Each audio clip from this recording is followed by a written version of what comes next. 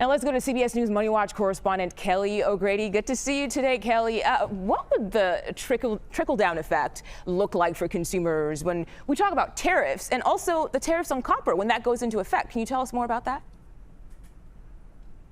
Yeah, well, with the ones that just dropped mere seconds ago, I mean, you think about the types of things that we get from these countries, the letters that just went out: Philippines, Moldova, Iraq, Algeria, Brunei.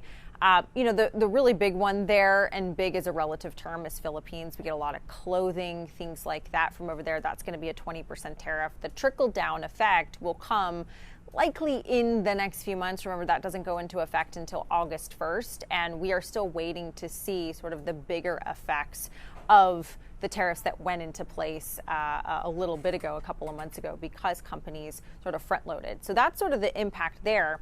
You asked about copper, though, and that's a big one because yesterday the president did threaten to put a 50% tariff on copper, on all imported copper coming into the U.S. We make about a half of the copper that we use here in the States. Remember, we've also got sectoral tariffs on things like aluminum and steel. So this wasn't completely unexpected, but it's very important because copper is such a critical component of nearly everything that you can imagine. I mean, refrigerators, cars, electronics. You think about the telecommunications system, a lot of that is actually transferred over copper. When it comes to electricity, copper is very conductive. It's a very important component of our electrical grid.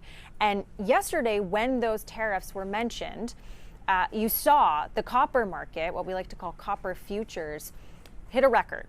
The biggest single day increase since 1989. And so what does that mean? You're going to see the price for input materials go up. And that's really important when it comes to all the things that I just mentioned, but also the manufacturing industry. The final piece that sort of sent my spidey senses up when I heard copper, I went, wow, okay, well, copper is a really important thing when it comes to electricity and our electrical grid. Well, what is going to be a huge draw on our electrical grid? AI.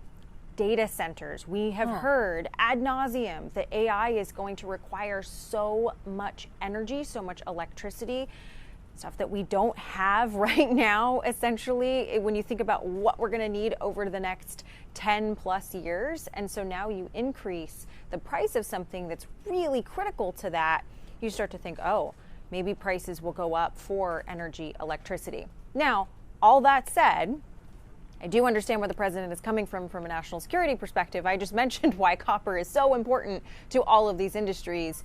There is an argument to say, well, we want to have most of that you use manufactured in the States. I feel like I just learned so much about copper that I never knew about before. So Kelly O'Grady, thank you for that lesson. We really appreciate that. Thanks so much. Okay.